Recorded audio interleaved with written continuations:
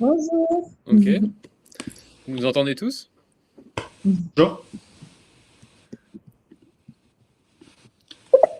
Moi, je t'ai entendu, Jérémy, donc ça. Ok, bah c'est parti, on peut y aller. Donc bonjour à toutes et à tous. D'abord, merci de nous avoir rejoints sur le webinar. Moi, je suis Jérémy, donc responsable marketing chez Insimo. Je vais aujourd'hui animer ce webinar en compagnie des trois intervenants que vous voyez sur le visuel, qui vont se présenter donc dans quelques secondes. Mais peut-être juste avant de commencer, quelques petites recommandations techniques pour que tout le monde puisse s'y retrouver. Donc vous avez sur le bandeau de droite le chat pour vous exprimer, l'onglet questions auxquelles nous répondrons pendant ou à la fin du webinar, et une rubrique sondage où vous pouvez être amené à voter durant le webinar sur certains sujets si vous le souhaitez. Mais on va démarrer le webinar là directement. Pour rappel, du coup, la thématique du jour, comment concevoir avec ses usagers un simulateur médical accessible à tous. Thématique que nous avons choisi d'aborder via le cadre de Display US, notre simulateur d'échographie en ligne pour le diagnostic de la Covid-19. Donc, comme annoncé, on va commencer par une courte présentation de nos trois intervenants. Je laisse donc maintenant la parole à Juan, chirurgien de l'IHU et expert médical du projet. Et pour faciliter l'échange et la compréhension de tous, je précise juste que Juan est anglophone, donc il s'exprimera en français. Donc soyons indulgents avec lui, même si son français est bien meilleur qu'il laisse entendre. Donc Juan, c'est à toi. Oui, merci Jérémy, merci à tous. Je suis désolé que je peux parler très bien le français et je présente mes excuses en avance.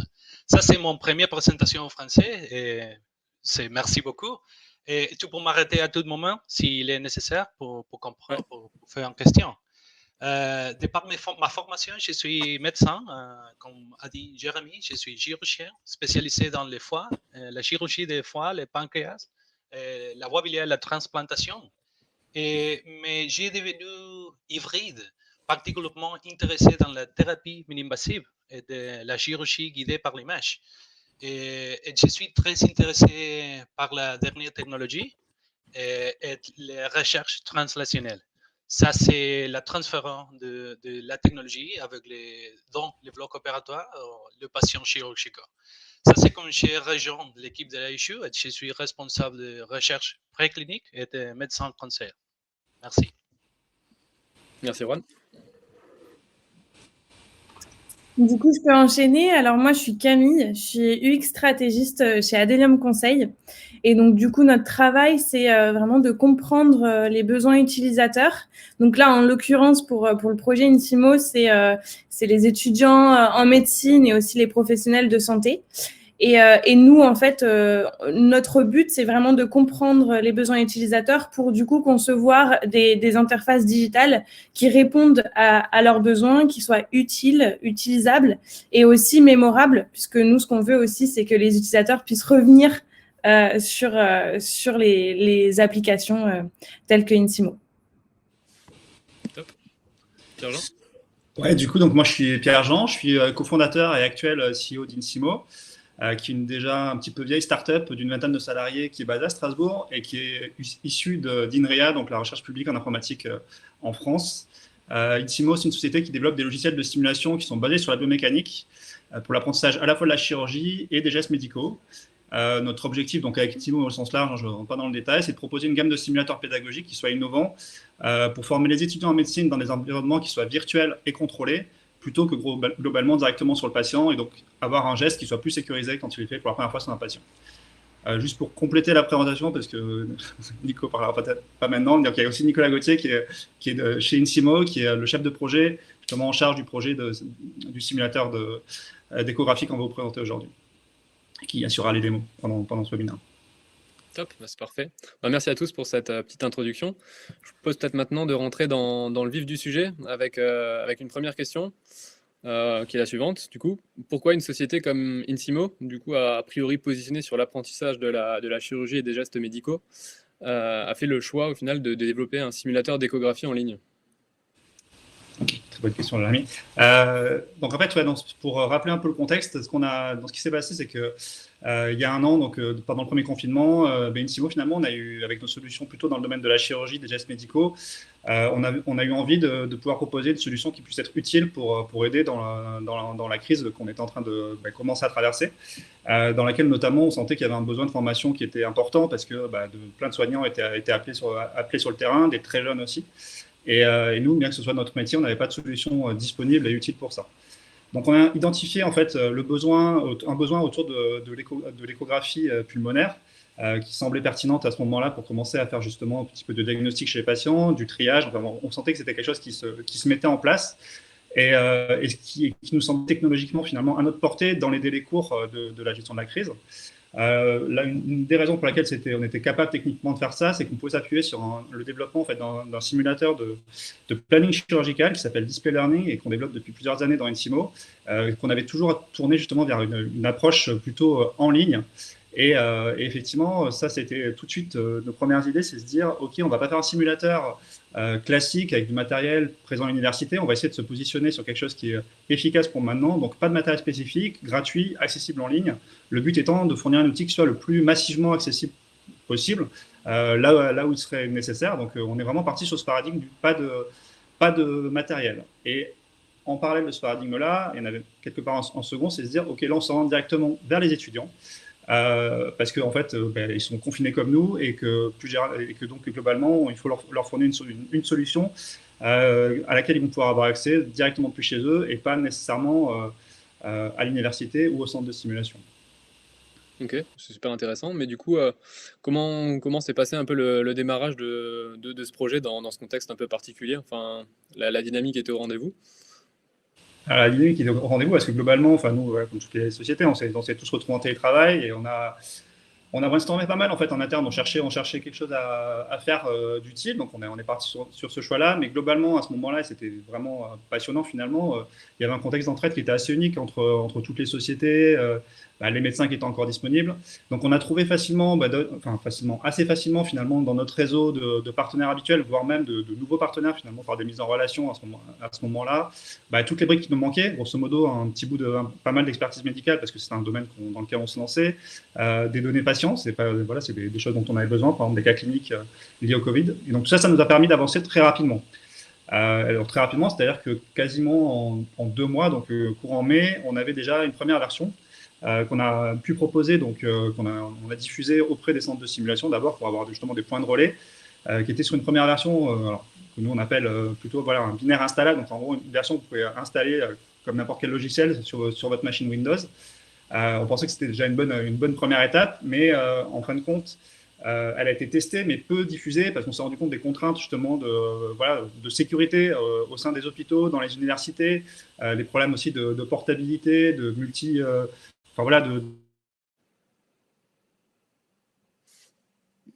s'est rendu compte que cette solution n'était pas si accessible que ça. Et donc, donc on a fait le choix d'aller totalement en ligne, qui était notre objectif. Et voilà, on est passé par ce point d'étape pour finir de se convaincre qu'il fallait fournir une solution totalement en ligne. Ok, mais du coup, vous n'êtes pas du tout arrêté là. Enfin, j'ai l'impression que, après cette première version, il y a eu quand même pas mal de développement. Il y a une grosse suite, quoi. Justement, cette deuxième version, c'était se dire en fait, cette deuxième version, qui est pour nous un peu la première version, c'était se dire effectivement, on rebondit sur une preuve de concept, sur une version installable parce qu'on a senti qu'il y avait un feedback intéressant du point de vue. On contourne quelque part les contraintes liées aux différents, systèmes d'exploitation navigateurs en proposant une solution totalement accessible en ligne. Et là, on va à fond dans cette direction-là. Et donc, cette version-là, finalement, full online, on l'a sortie dans le courant de l'été, donc en V2. Et c'est celle qu'on a présentée à la sortie du confinement, finalement, à nos partenaires classiques qu'on a retrouvés en retrouvant nos propres bureaux. Ok. Je pense que maintenant, tout le monde a envie d'en savoir un peu plus et de voir le résultat concret de ces développements. Ce serait bien qu'on fasse une petite démo. On peut y aller. Alors, en fait, là, ce que vous allez voir, c'est la démo de cette première version. Et cette première version, c'est celle qu'on a vue justement, qu'on a proposée avant de commencer à travailler avec Adelium. Et on voulait vous montrer justement le avant-après pour bien comprendre finalement tout le travail de design qui a été fait avec Adelium et avec l'approche UX. Ouais, effectivement. Du coup, là, je vais vous montrer en fait la version qu'on a déployée. Donc, c'était aux alentours de mai-juin de l'année dernière, qui contenait au final 3 patients qu'on avait segmentés. On a récupéré les données scanner associées à 3 patients qui étaient atteints du Covid plus ou moins sévèrement. Et on a donné la possibilité d'y accéder en ligne. Donc là, je suis sur une version sur un navigateur web. Et donc, je peux lancer un patient et avoir accès au simulateur en ligne. Donc là, l'idée, c'était d'avoir ce patient reconstruit en 3 dimensions. Donc là, si je cache la peau, on peut voir qu'on a les poumons de ce patient avec la respiration. Et l'idée, c'était de pouvoir pratiquer un examen échographique, donc de pouvoir positionner en fait la sonde échographique sur le patient, de pouvoir se déplacer et voir l'image simulée résultante. Donc là, on peut voir l'image de l'échographie du poumon sur ce patient-là. Donc je précise que c'est vraiment à partir des données scanner, donc c'est vraiment spécifique pour chaque patient qui sera reconstruit et intégré dans l'application. Donc voilà, l'idée c'est de pouvoir manipuler cette sonde à la souris, comme je le fais actuellement, donc de pouvoir déplacer la sonde sur le patient, de pouvoir aussi jouer avec toutes les orientations possibles, parce que c'est un critère qu'on verra par la suite assez important de pouvoir orienter la sonde ultrasonore et de pouvoir faire vraiment toutes les rotations que je le souhaite. L'idée aussi, c'était de pouvoir inclure un déplacement pour des écrans tactiles, qui donc soit à l'aide de ce contrôle ou directement tactile sur l'écran. On avait inclus les différents paramètres après échange avec nos experts médicaux sur les réglages de base qui sont possibles sur un échographe, donc le gain et la dynamique ou le contraste. Vous pouvez voir ici en direct que ça change en fait l'image que je peux avoir. Une dernière fonctionnalité qu'on avait ajoutée pour pouvoir se repérer plus facilement et comprendre plus facilement ce qu'on est en train de voir dans l'image échographique, c'était la possibilité en fait d'afficher le cône ultrasonore dans la vue en 3 dimensions, ce qui nous permet en fait de comprendre en même temps ce que la sonde est en train d'analyser et de pouvoir mieux déchiffrer l'image associée. Et un dernier point qu'on avait mis en place à l'époque, comme c'est un simulateur en ligne, mais c'est pas parce que c'est un simulateur en ligne que les performances vont quand même dépendre de la machine sur laquelle on se trouve. Donc si on est sur des laptops pas très performants ou voire des tablettes, il y a une performance qui peut un peu gâcher la qualité du simulateur, la fluidité, on va dire, du simulateur. Et du coup, l'idée, c'était de pouvoir régler la qualité des images ultrasonores. On peut voir que je baisse la qualité pour que ça soit moins coûteux et qu'on puisse quand même utiliser le simulateur sur des machines qui sont moins puissantes, avec toujours l'option d'appliquer une accélération matérielle si on a une carte graphique disponible. Voilà, je pense avoir fait le tour. Je ne sais pas s'il y a des questions sur. Ça, c'est la version qui est disponible actuellement. Je vois peut-être certains d'entre vous l'ont déjà testé. Donc qui était disponible actuellement. Ouais, alors on vient de la changer. Du coup, aujourd'hui, on réalise la nouvelle. Mais en gros, sur cette version-là, on a aujourd'hui de l'ordre de 400 inscrits dans le monde qui ont pu tester cette version, éventuellement prendre des trucs dessus. En tout cas, on l'espère. Mais c'est donc la version qui est en ligne depuis l'été dernier, qui a subi, à laquelle on a apporté des mises à jour, des corrections et pas mal de nouvelles fonctionnalités, mais effectivement qui va aujourd'hui subir une grosse refonte. L'idée, c'était qu'on avait accès à 3 patients différents, mais que l'apprentissage de comment exécuter, faire une échographie était un petit peu manquant dans cette version-là. On pouvait la pratiquer, mais pas forcément facilement apprendre avec. Ok. Bah, le projet m'avait l'air déjà bien plutôt avancé à l'époque, quoi. J'ai perdu Jérémy. Pardon? Non, Vous m'entendez plus? Si. Ok. On a perdu Jérémy. Hein. Bon, Nathaniel, Si, j'espère que vous m'entendez. Du coup, donc sur la base de cette première version, en fait, donc je reprends un peu l'historique du projet. C'est l'intérêt pour arriver jusqu'à la prestation d'Adelium et le rôle de Camille. Mais grosso modo, on est sorti du confinement et on a présenté, enfin notre but étant de diffuser au maximum cette solution, on a commencé en fait à faire dans notre réseau. Donc nous, il se trouve qu'on était basé jusque-là dans l'IHU Strasbourg. Donc là, pour ceux qui connaissent un peu l'environnement médical de Strasbourg, donc c'est l'intérêt de l'IHU justement, c'est qu'on est mélangé des sociétés comme nous avec beaucoup de médecins, d'experts médicaux, des laboratoires aussi de recherche. Et donc, on a tendance à pas mal discuter et à créer des innovations autour d'un café ou là, encore mieux, autour d'un prototype. Notre but étant à ce moment-là, donc toujours de promouvoir un maximum de cette solution, toujours gratuitement, et de tirer un maximum du potentiel de cette innovation et du positionnement qu'on avait choisi lié à la crise. On avait aussi conscience qu'à ce stade, en fait, cette première version, donc ce MVP, pour nous, c'était une preuve de concept technique qui était fonctionnelle, une simulation qu'on trouvait réaliste. En tout cas, c'était le retour qu'on avait eu de l'ensemble de la plupart des médecins à qui on l'avait montré ou qui avaient bien voulu nous apporter leur expertise pendant le développement. Mais en fait, il nous manquait quand même une partie importante, c'était grosso modo du contenu pédagogique, pour en faire un vrai logiciel de formation médicale qui soit plus complet. Ok. Et du coup, vous avez fait comment? Enfin, quelles approches vous avez mis en place? Jérémy, tu n'es toujours pas là. Pour pallier ce. C'est pas grave. Du coup, bon, ça change un peu le truc. Il y avait normalement des relances de Jérémy, mais c'est pas grave. Je l'ai fait moi-même. Du coup, qu'est-ce qu'on a fait à ce moment-là? Le principe étant toujours un peu le même. Insimo, on est une boîte technique, on est une boîte d'ingénieurs, on vient de la recherche, donc on pousse des innovations techniques. Et on a tendance à les pousser d'un point de vue justement très. Comme des ingénieurs. Et il est important en fait qu'on amène ces innovations techniques auprès des professionnels de santé. Ah, c'est moi qui ne m'entendais pas. Ouais, j'ai l'impression.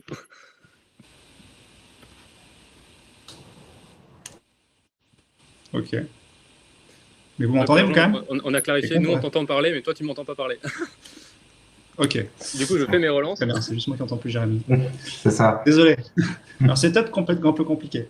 Bref, du coup, je n'ai pas les relances, mais donc je sais pas ce que vous en êtes. On était sur les solutions que vous avez mises en place. Le but étant de co-construire après avec les professionnels de santé à partir d'une opportunité en fait qui est née d'une innovation technologique, une solution qui soit pertinente d'un point de vue médical et d'un point de vue pédagogique.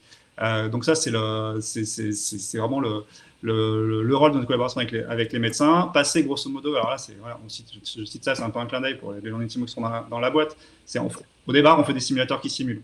Il faut qu'on les transforme en gros en outils de formation qui soient performants. La simulation à elle seule ne fait pas en soi un simulateur pédagogique utile.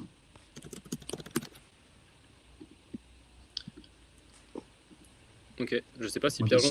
Faites-moi des signes quand Jérémy... Ok.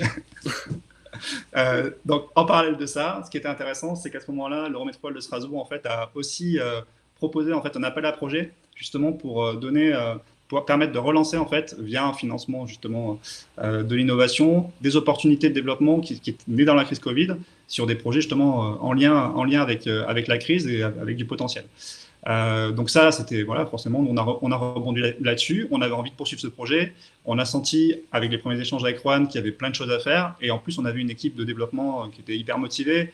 Et c'était important dans l'année dernière et encore un peu cette année avec beaucoup de télétravail, de maintenir une bonne dynamique positive autour de projets porteurs comme ça, qui soient. Et donc, on sait bien que les projets pour lesquels on se sent utile sont les projets qui portent une société. Donc voilà, on a relancé la machine à travers tout ça et on a commencé à travailler avec Juan.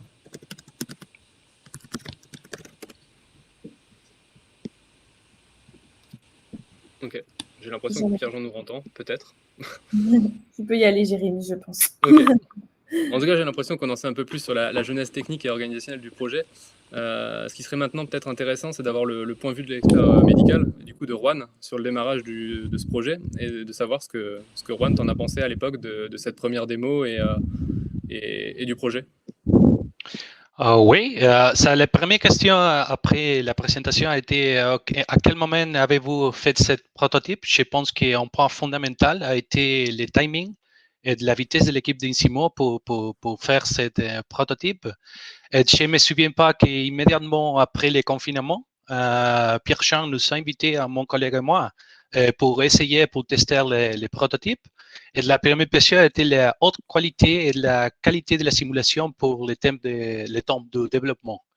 D'un point de vue plus clinique, la difficulté principale réside dans la nécessité de nous positionner dans un environnement très changeant et dynamique. Et en effet, les techniques et les protocoles évoluent d'un moment à l'autre et les indications sont très rapidement modifiées.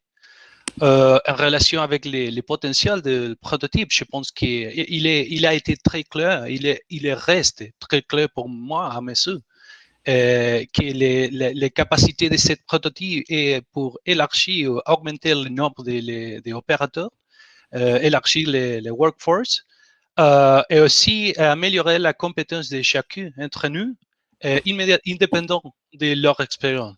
Chacun d'entre nous met son nom pour améliorer sa compétence.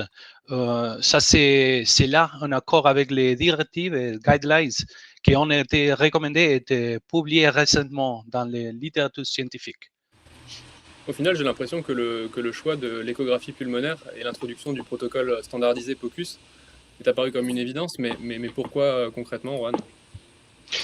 Oui, la utilité de l'échographie pulmonaire a été prouvée depuis longtemps, principalement dans les services de l'urgence et des soins intensifs. Dans certains scénarios, a démontré une efficacité supérieure, encore supérieure à la rayon X, la radiographie pulmonaire et thoracique. Et maintenant, dans ces contextes, dans les contextes de la pandémie, l'échographie est imposée comme un outil très fondamental pour les soins de patients. Je pense donc actuellement, il existe une proposition visant à normaliser le protocole d'échographie pulmonaire chez les patients suspects de temps ou attendant le Covid. Et ça a été une initiative d'un groupe de chercheurs italiens, mais maintenant il a devenu un groupe de travail international et multidisciplinaire. Je pense aussi qu'un avantage additionnel a été que l'échographie est très disponible et très portable.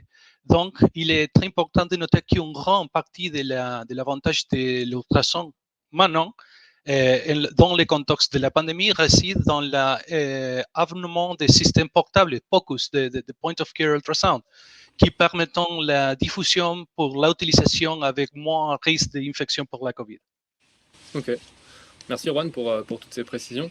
Je vous propose peut-être maintenant d'embrayer sur une des autres forces de ce projet et de commencer à parler de la place de l'expérience utilisateur dans Display US et comment et pourquoi il a été primordial d'en faire une composante majeure du projet. Pierre-Jean, peut-être? Ok. Je précise toujours que je n'entends pas Jérémy, comme ça doit être un peu bizarre, mais on peut essayer. Ouais, du coup, effectivement, alors je pense que la question était sur pourquoi l'approche X. Il y a quelque chose qui s'est avéré, du coup, dès qu'on a enclenché ces premières discussions avec Juan, c'est que le grand changement par rapport à ce qu'on a l'habitude de faire, c'est que le simulateur online, il s'adresse directement aux étudiants sans nécessairement l'accompagnement d'un instructeur expert. Et globalement, pour nous, ça change tout. Ça veut dire qu'on doit fournir une solution qui soit autonome en termes d'apprentissage, qui guide. Et voilà, donc c'était vraiment les gros challenges à aborder et qui fonctionnellement changent totalement l'approche et finalement aussi même la quantité de travail pour notre équipe de développement. Ok. Il est clair qu'au final, cet outil-là, Display US, a un potentiel bien plus important et soulève bien plus d'opportunités et d'axes de développement que celles liées au final au contexte. Et du coup, par rapport à tout ce que Juan avait écrit précédemment, il y a une autre certitude, c'est qu'il y avait, on a commencé à avoir des discussions techniques entre Juan, notre équipe de développement, et on s'est rendu compte qu'il y avait beaucoup de nouvelles fonctionnalités finalement qui allaient être nécessaires. Ce qu'a montré Nico tout à l'heure, c'est déjà, ça paraissait complet, au sens où on peut faire une échographie virtuelle, on n'a pas besoin de matériel, c'est réaliste en termes de rendu des images écho. Par contre, effectivement, tous ces parcours d'utilisateurs, les parcours étudiants dans le logiciel vont emmener plein de nouvelles fonctionnalités. Et pour nous, côté Insimo, et surtout à travers ce projet display learning qu'on a développé depuis quelques années, l'ergonomie et l'utilisabilité de l'interface du logiciel, elles étaient plus adaptées. Ce que vous avez vu tout à l'heure, finalement, c'était des fonctionnalités rajoutées dans le logiciel de planification chirurgicale ce qui nous paraissait pouvoir faire le boulot au départ, mais qui maintenant, avec toutes ces nouvelles contraintes, ces nouveaux exercices qu'on souhaitait développer, allait plus être du tout suffisant. Et donc, il fallait réinventer, réimaginer une interface. Donc pour nous, tout ça, c'est hyper enthousiasmant, mais on met un point d'attention majeur à conserver un logiciel qui soit léger et avec une interface dont la manipulation soit la plus naturelle possible, d'autant plus si on s'adresse à l'international que justement, on va avoir potentiellement des gens qui, en tout cas culturellement, peuvent utiliser les logiciels de façon différente. Il ne faut pas qu'il y ait des aides de partout. Enfin bref, il faut que ça soit léger, surtout pour le domaine médical. Et du coup, comment votre choix s'est-il arrêté sur Adelium? Enfin, à quel moment s'est fait la rencontre? Idem peut-être côté Adelium, comment vous êtes rentré dans le projet et avec quel objectif? C'est bon, PG, tu peux répondre. Alors, comment on a Je vais faire la passerelle. Merci Nico. Il y a Jacques qui m'envoie des petits signes. Donc en fait, pourquoi j'ai contacté Adelium, enfin pourquoi on a contacté Adelium? Alors il se trouve que j'ai parlé tout à l'heure de l'environnement, l'écosystème un peu santé dans le campus des technologies médicales à Strasbourg. Il y a forcément aussi des réseaux d'entrepreneurs. Et Adelium, c'est une société finalement dont j'ai eu connaissance à travers des bonnes collaborations avec d'autres sociétés que je connais un petit peu dans le monde des startups. Et on va dire qu'Adelium bénéficie aujourd'hui d'une image très positive auprès de tous ces gens-là. Et donc, donc je les ai contactés. Et derrière, alors, si vous faites comme nous, vous verrez, c'est très bien. On est très rapidement accompagné dans un pipeline de mise en place du projet qui va très vite et qui, justement, pour nous, on était dans des délais de développement qui étaient rapides. Ça a parfaitement convenu. On a pu poursuivre très rapidement avec eux et mettre en place les choses avec rapidité. Et là, Camille entre en jeu. Ouais, du coup, Camille, de votre côté, comment ça a démarré l'accompagnement avec les équipes Insimo? Alors du coup, nous, on est vraiment intervenu à la seconde phase finalement de l'application. Nous, notre but, c'était d'optimiser dans un premier temps l'application de display pour qu'elle soit utilisée par les utilisateurs qu'on avait ciblés. Donc, il fallait faire un bon apprentissage dans un premier temps de la cible pour comprendre comment ils pourraient utiliser facilement l'application. Et aussi, du coup, l'objectif qu'on avait bien en tête, c'est de réussir à rendre cette application pédagogique pour les utilisateurs, puisque du coup, on ciblait des étudiants. Et donc, le but, c'est qu'ils puissent apprendre facilement grâce à l'application. Donc, notre but, c'était aussi finalement de réussir à faire une application qui soit facilement utilisable et de façon totalement individuelle pour apprendre. Ok, top. Et du coup, du côté de la mise en place, peut-être avec Juan et l'expert médical, parce que c'est peut-être une première aussi de votre côté de bosser avec les experts médicaux. Alors nous, du coup, ce qu'on a fait, c'est que dès le départ du projet, on a fait un entretien avec Juan, parce que c'était important pour nous de comprendre finalement les contraintes métiers qui sont propres à un métier qui est assez complexe et qui est loin de notre métier aujourd'hui. Donc du coup, c'était très important de faire cet échange avec Juan. Donc on a fait un entretien ensemble. On a réussi à ressortir tous les besoins utilisateurs, toutes les contraintes, toutes les attentes. On a aussi recibler finalement, affiner notre cible et on a vu qu'il y avait finalement plusieurs cibles potentielles sur cette application. Même si nous, notre cible principale était les étudiants, on s'est rendu compte qu'il pouvait y avoir d'autres cibles qui pourraient être intéressées par ce type d'application sur lequel on peut apprendre l'échographie. Et donc, du coup, c'est vraiment un échange très important au début du projet pour, du coup, avoir une connaissance forte des problématiques et du coup se lancer ensuite sur une phase de conception. Ok. Et toi, Juan, de ton côté, comment ça s'est passé le démarrage de ce projet avec Adelium? Oui, juste un petit commentaire. L'entretien a été en anglais, hein. C'est très important.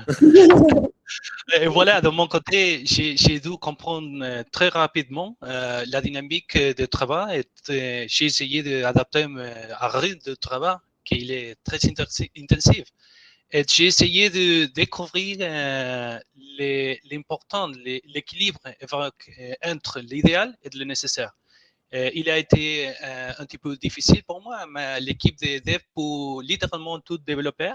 Et je pense que c'est une responsabilité de faire des choix pour obtenir un prototype fonctionnel rapidement, très rapidement. Ok, effectivement. Et toi, Camille, de ton côté, comment s'est passée la mise en place, peut-être avec les équipes Insimo plus concrètement?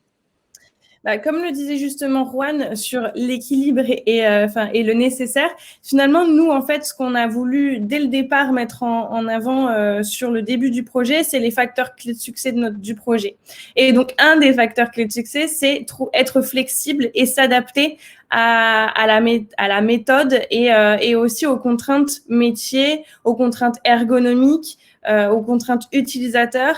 Et finalement, en fait, c'est en gardant cette flexibilité, en ayant un bon esprit tous ensemble, en bonne intelligence, qu'on a pu du coup réussir facilement à créer une application qui correspondait à l'objectif qu'on s'était fixé. Et pour parler de cet objectif aussi, pendant cette réunion, donc pendant la phase de lancement du projet, on a défini un objectif commun à tous. Et cet objectif, on l'a vraiment défini ensemble, on l'a créé ensemble. Et c'est un objectif qu'on a gardé jusqu'à la fin du projet. Et c'est ça aussi qui nous a permis, du coup, de voir si à la fin du projet, on avait bien atteint les objectifs qu'on s'était fixés. Et du coup, on est très satisfait du rendu final parce que, du coup, on a gardé ça en tête. Et dernière chose, du coup, et ça c'est très important dans la méthode qu'on a mis en place, c'est de faire intervenir toutes les parties prenantes dès le début du projet et sur tout le long du projet. Et ça, c'est vraiment très important parce que il faut à la fois avoir la vision métier et à la fois la vision expert. Et c'est en travaillant ensemble que du coup, on a pu avancer ensemble et sur 2 mois plutôt très intensifs. Ok. Pierre-Jean, peut-être, si tu m'entends. T'es en mute, Pierre-Jean. T'es en mute. Okay. Côté Insimo, du coup, on a impliqué toute l'équipe de développement, voire un peu plus. Donc, moi, j'étais jamais trop loin du projet. Il y avait aussi une partie de l'équipe marketing. Et ça a été hyper important dès le départ parce que déjà, on arrive sur quelque chose qu'on ne connaissait pas. Et je trouvais ça vraiment, vraiment chouette de pouvoir impliquer tout le monde, de découvrir aussi cette méthode parce que dans un coin de ma tête, je m'imaginais que ça pouvait être aussi transposable dans d'autres projets chez nous. Mais en plus, parce que ça assure aussi une adhésion globalement de l'équipe de développement. Effectivement, on cale un objectif, on se met d'accord sur un objectif. Et pendant les 2-3 mois qui suivent, on reste focus sur cet objectif, donc c'est hyper important. Même si cet objectif vient uniquement de l'extérieur, a priori, il y a moins de chances qu'il soit forcément bien accepté par l'équipe de développement si elle a envie de faire les choses un petit peu différemment. Et ce qui est important aussi, c'est qu'effectivement, ce que dit Juan, c'est effectivement entre l'idéal et le nécessaire. La question se pose aussi côté technique. Par exemple, Nico, il y a un côté aussi un peu good cop, bad cop, d'avoir dans l'équipe des gens techniques qui vont quelque part se taper vraiment le travail de développement derrière et qui vont contraindre un petit peu les idées. Alors, on ouvre, on voit loin, on est créatif. Mais derrière, il faut aussi qu'il y ait des gens qui soient rationnels technologiquement pour nous ramener à des trucs réalisables dans les délais impartis. Et donc voilà, cet échange-là, au final, il est vraiment bien drivé. Et à la fin, je trouve que tout le monde s'y retrouve et ça part bien, quoi. Ok. Je vous propose maintenant de rentrer peut-être dans le concret du côté design UX et de discuter des étapes clés, au final, dans la spécification du logiciel. Camille, peut-être que tu peux nous en dire un peu plus. Oui. Alors nous, du coup, sur la méthode qu'on a mis en place, dans un premier temps, on s'est dit que il fallait mettre en place un atelier qu'on appelle un atelier de story mapping et en fait qui permet vraiment de se mettre à la place de l'utilisateur. Donc on s'est mis dans la peau de l'utilisateur et on s'est dit bon, quels sont ses besoins et qu'est-ce qu'on aimerait avoir sur l'application pour répondre à ses besoins. Et donc c'est en imaginant ça qu'on a pu imaginer des fonctionnalités qui correspondaient bien aux besoins et aussi des tâches finalement qui leur permettaient d'accomplir leur objectif. Et donc ça, c'était un travail qu'on a fait tous ensemble en atelier qui nous a permis du coup d'établir un backlog, on appelle ça un backlog, donc du coup c'est vraiment la liste de toutes les fonctionnalités et de tout ce qu'on veut faire sur la nouvelle application.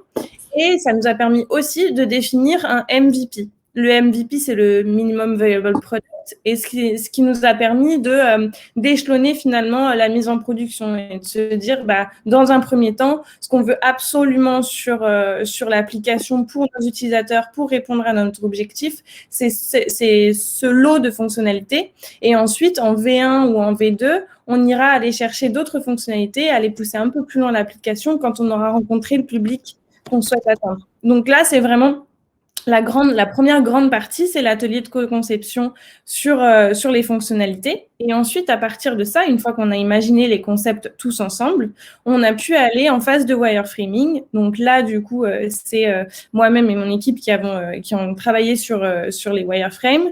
Et donc, on a imaginé la future application display. Et on a beaucoup échangé avec les équipes InSimo pour du coup voir si ça répondait bien aussi aux contraintes techniques, aux contraintes métiers et à ce qu'on avait en tête en termes d'objectifs.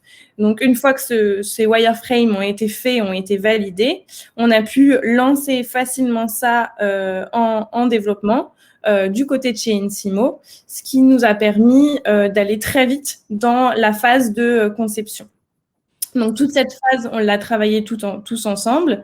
Et ensuite, à la fin, une fois qu'on avait terminé de faire le développement, on a pu enclencher des tests utilisateurs sur la base des développements qui ont été faits. Ok. Et au final, au niveau technologique, c'est pas trop compliqué de retranscrire toutes les composantes d'une bonne expérience utilisateur? Alors, nous, ce qu'on essaye de faire au maximum, c'est de sortir un peu au départ du contexte technique. En tout cas, moi, c'est ce que j'aime faire quand on travaille sur des fonctionnalités, c'est de sortir de ça, comprendre les besoins utilisateurs et comprendre les besoins techniques, mais imaginer l'application idéale pour les utilisateurs. Et ensuite, une fois qu'on a imaginé l'application idéale avec les fonctionnalités qu'on aimerait avoir, on se dit, bon, bah, ça, c'est faisable, ça, c'est pas faisable, ça sera fait dans un premier temps, dans un deuxième temps, etc. Mais dans un premier temps, moi, j'essaye de pas trop me brider sur les contraintes et de plutôt me rapprocher des besoins utilisateurs. Ok.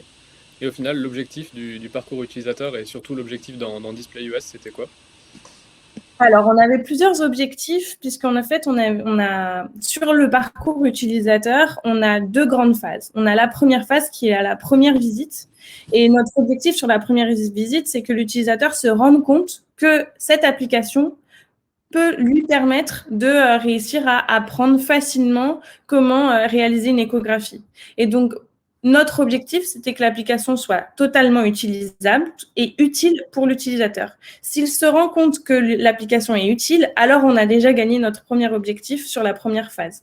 Et ensuite, sur la deuxième phase, donc c'est plutôt les utilisateurs qui reviennent, et ça, c'est vraiment ce qu'on essaye d'avoir, parce que finalement, quand on apprend en plusieurs étapes et on a besoin que l'utilisateur revienne et suive un parcours pédagogique. Et donc là, l'intérêt de ce parcours-là pour les utilisateurs, c'est qu'ils puissent retrouver des éléments pour suivre leur progression et apprendre pas à pas. Et donc, du coup, on a imaginé des fonctionnalités dans ce parcours, dans ce second parcours, pour lui permettre d'avoir un entraînement, de suivre son entraînement, de suivre ses scores, etc. Ok. Et l'implication d'InSimo dans tout ça? InSimo pendant ce temps-là, c'est ça. Déjà, je rebondis sur un truc qu'a dit Camille sur la partie wireframing pour bien comprendre, parce que nous, c'est un peu la première fois qu'on bossait de cette façon-là. En plus, du coup, je vais spoiler votre prochain webinaire si j'ai bien vu passer la com tout à l'heure. Mais grosso modo, le wireframing, c'est des specs graphiques. Et c'est vrai que c'est une façon de travailler hyper agréable et hyper finalement clair pour l'équipe de développement derrière, sans avoir besoin de faire un cahier des charges fonctionnel super verbeux où on détaille toutes les fonctionnalités. Finalement, on imagine vraiment le parcours de l'utilisateur dans l'application et on le matérialise par tous ces différents écrans par lesquels il va passer. On comprend tout de suite si ce qu'on fait va dans le sens ou pas de l'utilisation finale, si le développement en fait va permettre de générer vraiment la fonctionnalité qui va bien. Et on n'a pas besoin de se référer à des descriptions beaucoup plus complètes, précises. Voilà, tout ce travail amont, finalement, il a servi à ça. Alors, l'équipe technique, pendant tout ce moment-là, en fait, elle n'attend pas les specs en se tournant les pouces, grosso modo. Elle est à la fois au cœur du processus pour participer à la réflexion avec Adelium, dans toutes les réunions.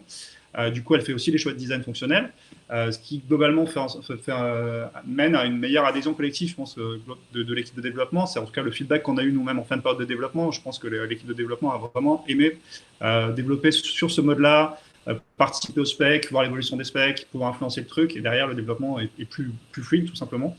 Dans cette période où finalement, il y a aussi quand même du travail qui est fait à l'intérieur d'Adelium, on a pu nous anticiper sur le développement des fonctionnalités. C'est-à-dire que même si on ne sait pas exactement comment l'utilisateur va se balader entre les différents écrans, on peut commencer à entrevoir des blocs fonctionnels qui seront nécessaires et on anticipe sur ce développement-là. Comme ça, quand les specs arrivent, grosso modo, on n'a plus qu'à câbler, quoi. C'est pas si simple que ça, mais globalement, il y a quand même des choses à faire en anticipant. Voilà côté Insimo. Mais je pense que maintenant, on va pouvoir vous montrer le résultat de tout ça. Ouais, il est peut-être temps de passer sur la partie démo. Ouais. On passe sur la partie démo. Je pense que c'est bon pour la démo. Ok. On a fait beaucoup de teasing, maintenant il faut se lancer là. On peut y aller. Tout le monde est curieux. Nico, c'est bon de ton Je côté? partage, ouais. Ouais, c'est bon, écran. On voit ton écran. Ok, je me connecte du coup, et donc ça c'est le nouveau rendu visuel actuel. Donc je vais laisser Camille, on va échanger avec Camille pour vous présenter un peu tout ça. Je te laisse. Oui, tout à fait. En fait, donc du coup, je vais vous présenter un peu les choix ergonomiques qu'on a fait et du coup vous dire aussi finalement là où on a mis en place des fonctionnalités qui correspondent aux attentes des utilisateurs. Donc là, on arrive sur un tableau de bord. En fait, aujourd'hui, il n'y a pas forcément de tableau de bord de suivi il n'y en avait pas du coup pour que les utilisateurs puissent suivre leur progression. Du coup, la première chose qu'on a mis en place, c'est cette page finalement tableau de bord qui permet rapidement de voir les exercices qu'on a fait, les exercices qu'on n'a pas encore réalisés, ceux qui sont bloqués, débloqués, et suivre du coup la progression de son apprentissage. Donc là, on voit qu'on est à 0% par exemple du programme, mais au fur et à mesure que l'utilisateur va avancer et va réaliser des exercices, il va atteindre un score et il va aussi du coup avoir un pourcentage qui va augmenter au fur et à mesure jusqu'au 100%, qui voudra dire que le programme est complet et qu'il a réussi à réaliser tous les exercices. Je rebondis peut-être juste sur ce que tu dis, sur ce que tu as dit avant aussi, sur le fait que bien cibler les utilisateurs. Là, il ne faut pas oublier qu'on cible des étudiants qui n'ont pas forcément beaucoup de temps pour faire des exercices qui durent des heures. Donc, l'importance aussi est d'impliquer les échanges avec Juan qu'on a eu sur faire des exercices qui sont assez courts, mais qui vont couvrir dans l'ensemble tout ce qu'on veut apprendre. Et du coup, dans l'idée de pouvoir faire un exercice qui dure quelques minutes, et puis derrière retourner à ce qu'on faisait, un autre cours ou quelque chose comme ça, et puis pouvoir reprendre dans le temps aussi. C'est aussi l'idée du découpage là qu'on a fait, de ce que tu peux. C'est ça. On a fait vraiment des tests et une étude utilisateur et on s'est rendu compte que les étudiants, en fait, ils ont aujourd'hui pas de simulateur en ligne sur lequel ils peuvent s'exercer de façon individuelle et quotidienne. Donc, du coup, il fallait leur apporter cette solution. Et en même temps, ils nous ont clairement dit qu'ils n'avaient pas beaucoup de temps et que du coup, le seul temps qu'ils avaient, c'était souvent le soir ou sinon dans les transports en commun, ce genre de choses. Et il fallait leur trouver du coup une solution assez rapide pour avancer et apprendre en même temps. Donc, c'est ce qu'on a essayé de faire, en tout cas, grâce notamment à cette première page de tableau de bord. Et ensuite, du coup, je peux te laisser aller sur un exercice pour montrer aussi un parti pris qu'on a pris dès le départ du projet. Ouais, tu veux que je lance un exercice, c'est ça? Oui, juste un exercice pour montrer l'interface. Ok. Interface. Alors là, si je lance un exercice, j'ai un écran de chargement, juste le temps que l'exercice se lance. Et ensuite, ouais. Voilà. Et en fait, là, ce qu'on s'est dit, c'est qu'il fallait se rapprocher au maximum de la réalité. Je ne sais pas si vous vous souvenez de la première démo, mais sur la première démo, on avait le corps en entier sur tout l'espace de l'écran. Et en fait, ce qu'on s'est dit, c'est qu'il fallait qu'on se rapproche de l'usage vraiment en réalité. Et donc, normalement, lorsqu'on fait une échographie, on a le corps du patient qui se trouve sur notre droite ou sur notre gauche et on a l'image échographique qui se trouve de l'autre côté. Et donc, du coup, on a divisé l'écran en deux pour se rapprocher finalement de l'expérience réelle et avoir une aisance dans la lecture de l'image échographique. Et donc, du coup, sur la partie de droite, l'utilisateur peut naviguer finalement et utiliser la sonde pour voir les différents éléments du corps du patient, et sur la partie de gauche, voir la retranscription de l'image échographique. Et ça, vraiment, c'est ce qu'on a essayé de faire au maximum, c'est se rapprocher de la réalité. On retrouve toutes les fonctionnalités au même endroit en bas de l'écran pour favoriser les repères utilisateurs. Et enfin, en haut à droite, on a mis en place un tutoriel qui permet de suivre les consignes pas à pas et qui permet du coup de pouvoir suivre les consignes, suivre les exercices, toujours dans notre objectif d'être pédagogique. Ok. Ouais, là, c'est l'exercice final, mais effectivement, si tu veux, je peux lancer un autre exercice où il y a plus d'instructions. Mais voilà, dans l'idée, c'est d'avoir des exercices assez courts. Donc là, je lance un autre exercice avec une liste d'instructions qu'on peut parcourir.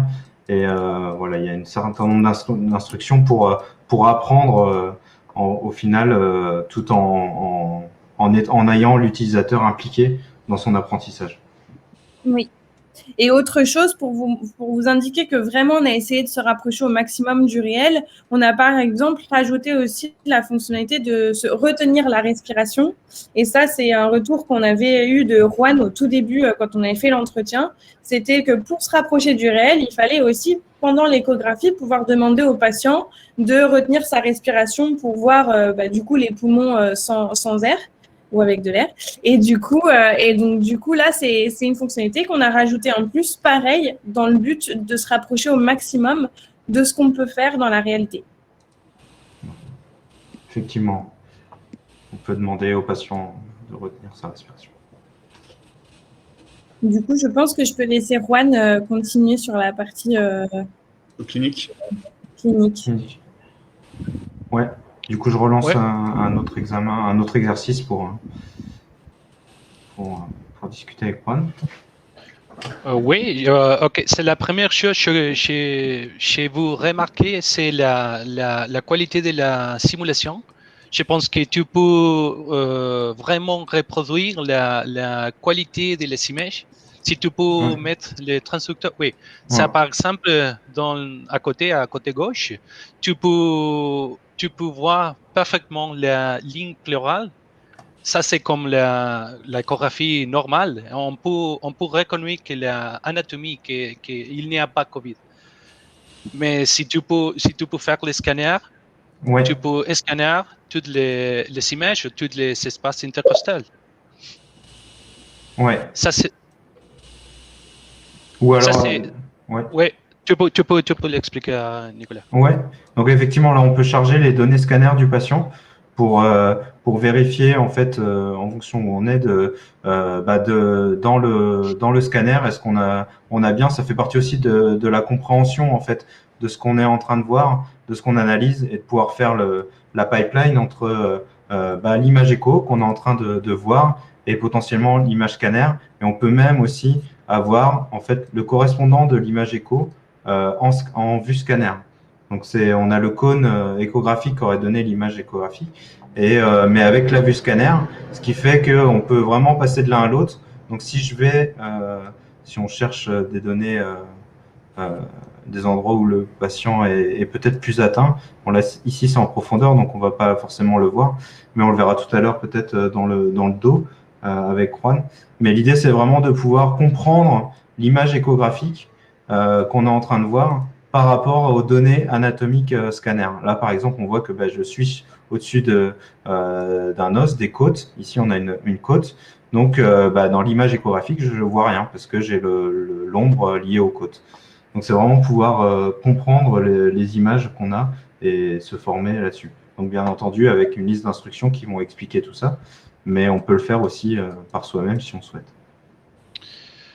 Oui, aussi, tu peux utiliser la main gauche, la main alternative pour faire la palpation. Je pense qu'il est très important quand tu veux faire la échographie. Il est très important chercher les landmarks, les cibles, pour chercher la station, la localisation pour mettre les probes. Donc là, l'idée, c'était... Ouais, effectivement, c'était d'avoir une palpation. Alors, comme on peut pas toucher dans le simulateur et que on est peut-être à la souris et pas forcément en tactile, l'idée c'était d'avoir un outil qui reproduise à peu près la palpation, sachant que dans la palpation, en tout cas pour le cas pulmonaire, ce qu'on cherche à repérer principalement, c'est les os. Donc, l'idée là, c'était d'avoir un outil qui permettait en fait, bah voilà, de reproduire une sorte de palpation en cherchant les os qu'on cherche, enfin les endroits qu'on cherche à avoir en visualisant les os sans être forcément tout en transparence, se rapprocher au plus proche de cette action de palpation. Donc là, par exemple, on voit la clavicule droite et du coup, on peut, si on souhaite, poser une marque pour dire c'est ici que j'ai identifié ce que je veux retrouver dans l'image échographique. Donc derrière, avec ma sonde, je pourrais aller à cet endroit-là. Et on peut le faire un peu partout. Je ne sais pas si Juan, particulièrement, tu voulais que je place à certains endroits, mais dans l'idée, voilà, faire plusieurs marques. Oui, ça c'est bon. Ouais, ça c'est bon. Ok. Et du coup, derrière, on peut venir précisément là où on souhaite avec l'image, avec la sonde et venir analyser les différents résultats, enfin, l'image qu'on voit. Dans ce que disait Nicolas tout à l'heure sur le fait de découper justement l'apprentissage en plein d'exos, voilà, effectivement plutôt petits et qui soient réalisables rapidement, c'est vraiment ça, c'est-à-dire étape par étape, comprendre déjà voilà, quelles sont les zones à scanner, comprendre comment faire de bonnes images et aller progressivement jusqu'à faire un diagnostic vraiment du patient, voire un suivi de l'état du patient, mais le faire plutôt étape par étape que dans un mode totalement libre, où justement, voilà, donc, où l'utilisateur va être peut-être un peu perdu dans toutes les notions qu'il a besoin d'acquérir. Là, on va lui faire voilà, le guider vraiment dans tous ces steps, ces paliers d'apprentissage, pour arriver jusqu'à des examens libres où il maîtrisera l'ensemble des concepts en fait, de l'échographie pulmonaire dans ce cas-là. Ouais. On peut aller voir dans le dos peut-être pour avoir une image échographique, peut-être sur ce patient-là, avoir des artefacts. Donc, dans l'idée, c'était donc là, bien sûr, il y a tous les exercices normalement qui sont en amont, qui vont vous expliquer le protocole POCUS en détail, donc les stations, comment les reconnaître à partir de points clés. Donc là, si on fait un exemple, par exemple, si on prend la clavicule, l'omoplate, le coin inférieur de l'omoplate droite, du coup, là, on peut faire une marque. Et il me semble que, donc Juan, tu m'arrêtes si je me trompe, mais pour trouver la station, on peut remonter sur l'espace intercostal. Ouais. Okay. Je pense que, ouais, ça c'est. Ok, donc on peut regarder ici.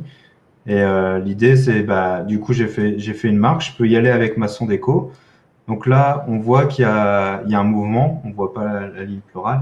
Peut-être Juan, tu veux expliquer qu'on. Oui, basiquement la différence avec l'image en avant, la ligne pleurale il est effacée. Et si tu peux voir la ligne pleurale, tu peux voir cette ligne verticale. Ils sont le B-lines. Ils sont nécessaires pour faire les diagnostics et de la stratification de risque de le patient avec COVID. Ça c'est très utile et la qualité de la simulation est très bonne. Attends. Et effectivement, là, on voit toute l'utilité de pouvoir retenir la respiration parce que là, on voit que même si on n'a pas la ligne pleurale, on voit quand même qu'il y a un déplacement du poumon lié à la respiration, donc que c'est pas un autre problème que un des autres artefacts liés à une autre pathologie que la Covid. Et donc, si on retient la respiration, on peut commencer à faire notre analyse plus en détail. Oui, voilà, et les protocoles, ils doivent faire deux temps différents. C'est la part dynamique que tu peux évaluer la mobilisation de la ligne pleurale. Ça, c'est les poumons avec les thorax. Et tu peux arrêter la respiration et évaluer avec les détails during 10 seconds. Je suis désolé. Durant 10 secondes, oui. C'est vrai durant que 10 secondes. Ouais. Nico, tu peux montrer la partie scoring juste parce qu'on arrive à la fin du. Ok, d'accord, effectivement. Donc là, dans l'idée, on avait rajouté une petite feature, juste la possibilité de prendre à tout moment des screenshots pour pouvoir conserver en fait une image qu'on voudrait pour pouvoir commenter. Et dans l'idée, c'est que donc là, j'ai pas mis de score, mais on peut régler en fait dans l'idée, dans le protocole, on peut mettre le score qu'on souhaite, euh, voilà, pour chaque station qu'on doit évaluer. On peut analyser, c'est-à-dire que là, donc dans le second écran qui est l'écran d'analyse, on va avoir un quiz à répondre, auquel il faut répondre, et on peut mettre des commentaires dans le rapport. Et, la suite, c'est voilà, une fois qu'on termine l'exercice, on a la correction. Donc là, la correction, c'est pour chaque station, est-ce que j'ai mis le bon score ou pas. Si j'ai pas mis le bon score, je peux voir pourquoi j'aurais dû mettre tel score. Par exemple, ici, c'était un score 2 parce qu'il y a la présence de lignes B qui sont confluentes. Ouais, on a l'explication pour chaque chaque zone qui est évaluée, la réponse au quiz, et on a aussi la visualisation du temps qu'on a passé avec la sonde échographique. Donc là, j'ai passé beaucoup de temps sur le dos, mais pour chaque endroit où on est passé avec la sonde échographique, on a une visualisation du temps sur lequel on est resté, parce que ça, Juan, c'est pareil, c'est quelque chose que tu avais mis en avant. C'est important de bien passer 10 secondes, mais de pas passer non plus trop de temps sur chaque endroit. Ok. Je peux montrer peut-être juste. Il est possible ensuite de télécharger un compte rendu en PDF de tout ce qu'on a fait. L'idée, c'est que de pouvoir en fait l'imprimer et de pouvoir mettre ensuite à la main ou en direct des notes ou des commentaires qu'on veut rajouter, quoi. Ou éventuellement pour partager avec son prof, ou non, voilà. Voilà, c'est ça. L'outil est pris en charge plutôt par une université. Ouais. Ok. Le dernier point dans cette démo, je ne sais pas si quelqu'un peut partager son écran, sinon, vu qu'on est short, on passe. Mais grosso modo, on est resté sur une approche totalement sans matériel. Donc tout ça, c'est accessible en ligne. Alors, on ne voit pas bien là, manipuler comme ça via un webinar, mais globalement, effectivement, mais c'est par la souris. Personne n'a rien chez soi d'autre que son ordinateur personnel. Mais on a développé en fait une application mobile qui vient se combiner avec le simulateur pour pouvoir faire la manipulation de la photographique via son smartphone. Donc c'est une application toute bête. Ouais, voilà. Donc là, vous avez la démo sur ce. Donc cette application-là va être réalisée là dans les jours qui viennent en fait. Donc c'est fonctionnel et ça va venir avec les nouveaux contenus qui vont être proposés dans les prochaines semaines par Insimo. Et ça permet justement de rajouter l'apprentissage du geste. Aujourd'hui, essentiellement les orientations. Donc on vient positionner à la souris, ça tombe sur le patient, et ensuite on peut venir contrôler justement, faire le scan de toutes les orientations à l'aide de son smartphone qui est transformé en sonde échographique. Donc on reste sans matériel, c'est accessible sur la plupart des téléphones, et ça se combine avec le simulateur qui tourne dans le navigateur web sur son propre ordinateur. Classe. Merci pour cette super démo. J'imagine qu'à la fin de tous ces développements, vous avez été à la rencontre de vos utilisateurs. Donc c'est un peu une question aussi qui a été posée dans le chat. Comment est-ce que vous avez testé le proto et adapté en fonction des retours utilisateurs la solution? Donc peut-être Camille, tu peux apporter des éléments de réponse. Alors du coup, oui, on a bien testé cette application donc à l'issue des développements. Donc on a fait une première phase de développement qui s'est terminée fin d'année, et donc du coup fin d'année, on a fait les tests utilisateurs auprès d'enseignants et aussi d'étudiants. Donc, on a rencontré sur une journée 6 testeurs et du coup, on a fait des tests d'environ 45 minutes à chaque fois. Et donc, l'objectif de ces tests, c'était vraiment de recueillir les attentes et les besoins des utilisateurs face à une application comme celle-ci, mais aussi de mesurer l'utilisabilité de l'application, identifier les freins potentiels, les bloquants, et du coup, imaginer les optimisations qu'on peut réaliser sur l'application pour la rendre plus utilisable et qui atteigne du coup l'objectif des utilisateurs.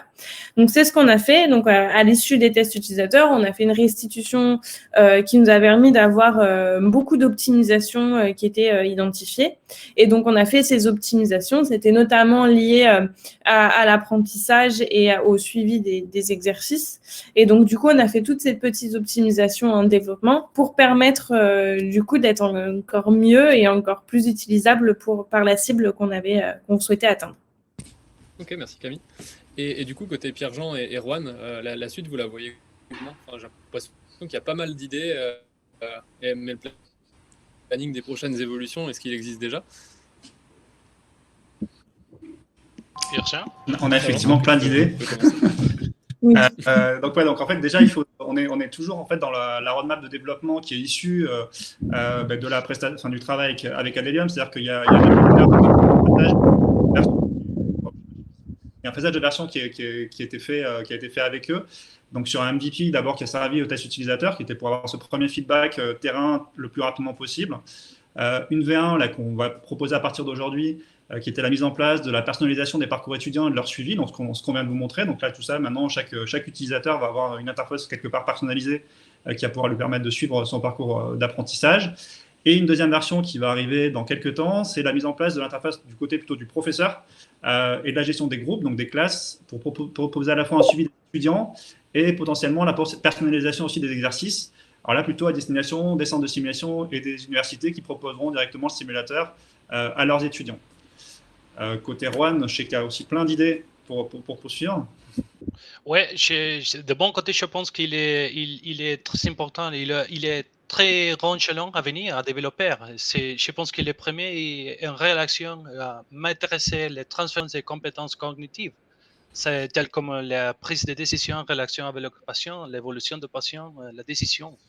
Et aussi, les autres compétences plus techniques comme la manipulation del traducteur avec la manipulation del système. Ensuite, je pense qu'il sera très important de couvrir tous les parcours liés à la pandémie pour développer un contenu pédagogique pour l'utilisation de l'échographie pulmonaire dans le contexte comme un outil fondamental dans la pandémie. Pour le dépistage, pour les diagnostics, pour la stratification de la sévérité des risques, pour faire les suivants des patients suivis. Et enfin, je pense qu'il va être très important de mobiliser, de laisser autant et de changer pour autres domaines, comme la maladie de poumon, la maladie thoracique et de l'insuffisance cardiaque, et de faire le développement en autres territoires. Okay. Donc nous, effectivement, alors j'espère que je ne parle pas par-dessus Jérémy, nous, globalement, donc effectivement, on va essayer d'intégrer toutes ces idées de Juan dans l'équipe. Donc grosso modo, là, aujourd'hui, si vous accédez au simulateur, vous allez pouvoir acquérir dans les semaines qui viennent donc un ensemble de 6 exercices qui ont été montrés par Nico. Voilà, une partie a été montrée par Nico dans la démo juste avant. Le but étant de couvrir donc tout le protocole POCUS sur l'échographie pulmonaire, donc c'est ce qui est en train d'être développé avec Juan. Donc on aura un parcours complet de 6 exercices qui permettra de prendre en main toutes les spécificités du protocole, depuis la prise de repères anatomiques, ce qu'on a vu aujourd'hui avec la palpation, jusqu'au diagnostic, au suivi du patient. Et ensuite, effectivement, donc là, c'est une roadmap de développement qui est encore à caler chez nous, mais c'est sûr qu'on va y aller parce que c'est un projet dans lequel on va poursuivre nos investissements, couvrir l'ensemble des zones anatomiques. On va aussi potentiellement sortir du pulmonaire. Aujourd'hui, il n'y a pas de raison que ce simulateur d'échographie ne puisse pas couvrir justement d'autres zones anatomiques pour à la fois des examens de diagnostic. Et je pense qu'il y a Léo qui doit être pas loin, éventuellement même de diagnostic en écho-endoscopie, oui, c'est en écho-endoscopie, mais aussi des gestes thérapeutiques sous échographie, qu'ils soient médicaux, chirurgicaux, voire en percutanés. Voilà, là, on rentre un peu dans le domaine de ce qui se pratique à l'IHU, dans lequel il y a beaucoup d'innovation. Et effectivement, nous, on a toujours été dans l'accompagnement aussi de ces innovations-là avec des outils de simulation pédagogique, voilà, plutôt voilà, pour le futur. Donc, on a plein d'idées d'évolution technique. Donc, c'est sûr, c'est qu'on va continuer à faire évoluer le logiciel et pour proposer un simulateur qui soit toujours plus réaliste et qui aurait toujours plus de contenu. Ok. Et au niveau des protocoles, est-ce qu'il y a d'autres protocoles à venir que le protocole POCUS ? Pierre-Jean ? D'autres protocoles, Pierre-Jean ? D'autres protocoles, oui, bien entendu. Ouais, parce qu'en fait, là, on a parlé de POCUS. Parce que c'est vrai que pour guider l'apprentissage dans le logiciel, aujourd'hui, effectivement, il y a ces protocoles qui sont de plus en plus standardisés, qui accompagnent ce que disait Juan, hein, le fait que l'échographie est de plus en plus populaire, de plus en plus disponible, à la fois même dans la médecine générale, manipulée par des infirmiers, peut-être même des paramédicaux, je ne sais pas, là, j'ai pas envie de dire de bêtises. Mais bref, du coup, il y a d'autres protocoles, donc notamment FAST, qui est celui que Juan voulait développer en suivant, donc sur plutôt le suivi des traumas, en fait, via les premiers examens échographiques. Toujours pareil, pour faire du triage, pour prendre des décisions rapides au lit du patient ou sur le lieu du trauma, pour guider, pour orienter les premiers actes. Il y a aussi un travail qu'on aimerait démarrer avec potentiellement avec Unisim. Donc commencer à travailler justement avec des centres vraiment de stimulation qui font vraiment la pédagogie à base de stimulation pour intégrer pourquoi pas ce simulateur-là qui donc sans matériel dans des scénarios pédagogiques qui soient plus complets, justement pour pouvoir, pareil, sur des mannequins, sur des scénarios de prise en charge de patients plus généraux, via mannequin, via jeu de rôle, intégrer pourquoi pas notre simulateur, vu qu'il est très léger dans ces scénarios d'apprentissage-là. Et voir aussi même participer à des initiatives aujourd'hui qui sont presque des initiatives politiques pour décentraliser en gros la simulation médicale et l'amener au cœur des territoires, là où elle est potentiellement aussi très nécessaire et moins disponible. Et là encore, un outil accessible, sans matériel tel qu'on l'a pensé, il peut être justement, je pense, une bonne réponse, une bonne solution pour ce type de problématique. Ok, merci Pierre-Jean. On arrive tout doucement vers la fin du webinaire. Donc avant de passer aux questions, je crois qu'il y en a une à laquelle on n'a pas forcément encore répondu. Peut-être qu'on a apporté des éléments de réponse, mais on reviendra dessus. Je vous propose de faire un dernier tour de table, peut-être du côté de Juan, Camille ou même Pierre-Jean. Vous avez des précisions ou une actu encore à préciser avant la fin de la session. Donc on peut peut-être commencer par toi, Juan.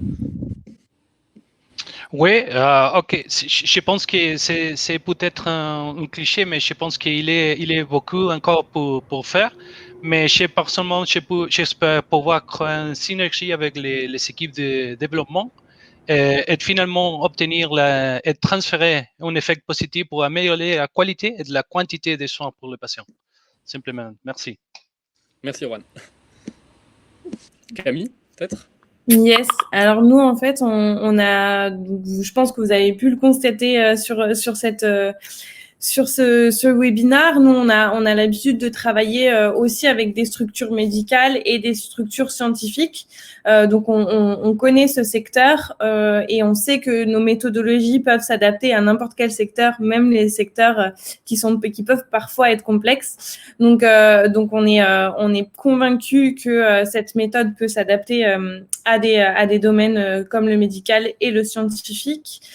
Et on peut accompagner du coup des entreprises ou des organisations ou des associations dans ce sens. Et aussi, on a lancé un centre de formation chez Adelium Conseil qui nous permet du coup de aussi transférer finalement nos connaissances auprès des entreprises aussi. Et donc, c'est aussi un moyen de permettre que n'importe qui peut utiliser nos méthodes aussi. Ok, top. Pierre-Jean? Je sais pas s'il y a une relance ou pas. Pierre-Jean. Non, ok, donc moi en confiance. Alors désolé pour les soucis techniques, franchement j'ai eu un setup vraiment compliqué. Donc ouais, pour nous c'était effectivement pour Insimo, c'était une première tentative de webinaire sur un sujet finalement original qui colle pas forcément avec les thématiques techniques qu'on a l'habitude d'Insimo, mais moi notre envie c'était de partager une expérience de collaboration justement qui est originale avec des partenaires avec lesquels c'est particulièrement bien passé et sur un projet dont on est particulièrement fier aujourd'hui et qu'on souhaite diffuser un maximum. Donc on voulait communiquer beaucoup dessus. J'espère qu'on a su partager l'expérience qu'on a acquise, nous, en tant que société technologique, lorsqu'on s'attaque aux enjeux du déploiement d'une solution de simulation qui est totalement en ligne, parce que ça, on l'a appris sur le tas. Tout ce que j'ai un petit peu détaillé tout à l'heure, le fait de développer une solution en ligne, en direct avec les étudiants, qui doit pouvoir être un support pédagogique autonome, complet, guidé, et du coup la complexité fonctionnelle que ça entraînait, et pour nous l'intérêt de l'approche UX pour dégrossir un petit peu tout ça et fournir in fine une solution qui soit, on l'espère, efficace, agréable à utiliser et qui puisse justement être prise en main par des gens un peu partout sur la planète, là où ce sera nécessaire. Donc voilà, c'était l'intérêt de tout ça, parce qu'on a beaucoup appris et qu'on est prêt à répondre à des questions pour partager, compléter peut-être ce retour d'expérience. Et puis je voudrais remercier l'équipe côté Insimo, parce que donc nous on est là avec Nico et avec Juan qui a rejoint l'équipe aussi récemment maintenant en tant que vrai conseiller médical sur le projet, qui nous apporte beaucoup. Mais il y a une équipe technique aussi qui a développé, donc Colin, Nico, François, qui peut-être, je pense, parce qu'il m'a mis une chambre. Donc voilà, et puis la jeune équipe de marketing communication qui nous a aidé à organiser le webinaire, et puis tous les autres qui sont chez eux aussi en télétravail, qui ont avancé tous nos autres projets. Donc voilà, un petit big up à l'équipe. Merci à tous. Ok, donc peut-être juste avant de terminer le webinaire, on a encore une question à laquelle on n'a pas répondu si on a un peu de temps. Et la question, c'est: est-ce que l'échographie pulmonaire peut remplacer la radiologie conventionnelle? Donc je ne sais pas si je sais pas. l'a Je peux. Tu m'entends? Ouais, très bien. Je pense je ne sais pas s'il va remplacer la radiographie, mais il y a beaucoup de points clés et là, déjà prévu les valeurs de l'échographie pour complémentaire, pour faire le meilleur travail, la portabilité de l'échographie, la utilisation de rayons X et les moins risques d'infection sont clés pour l'utilisation de l'échographie et de la radiographie. Ok, merci Juan. Je ne sais pas si Nicolas ou Pierre-Jean voulaient compléter.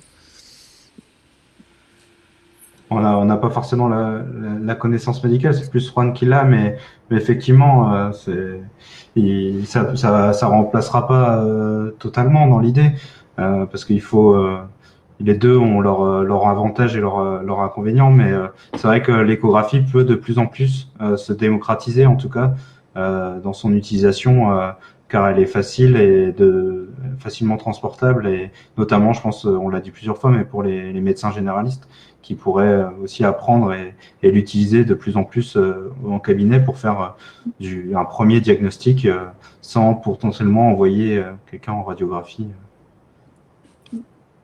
Ok. Bah, merci Nico pour ces précisions. On n'a pas plus de questions au final. C'est nickel. De s'arrêter là. On est à 1h10, c'était parfait. Je sais pas s'il y a des questions, moi j'entends pas les questions. T'as pas entendu les questions? Je les éclaire quelque part. Non, mais il n'y a pas d'autres questions, je pense pas. Oui, moi, c'est très bien. On a répondu aux questions et les questions qui ont été posées ont été aussi répondues sur le channel questions. Donc, normalement, on est bon. Ok, bah, parfait Camille. Donc, merci à tous d'avoir partagé ce moment avec nous. Et du coup, je vous souhaite une belle après-midi à tous et à toutes. Et on vous fera suivre le replay du webinaire dans la foulée. Voilà. Bon après-midi. Bon après-midi à tous. Ouais, merci, bon après-midi. Merci, au revoir.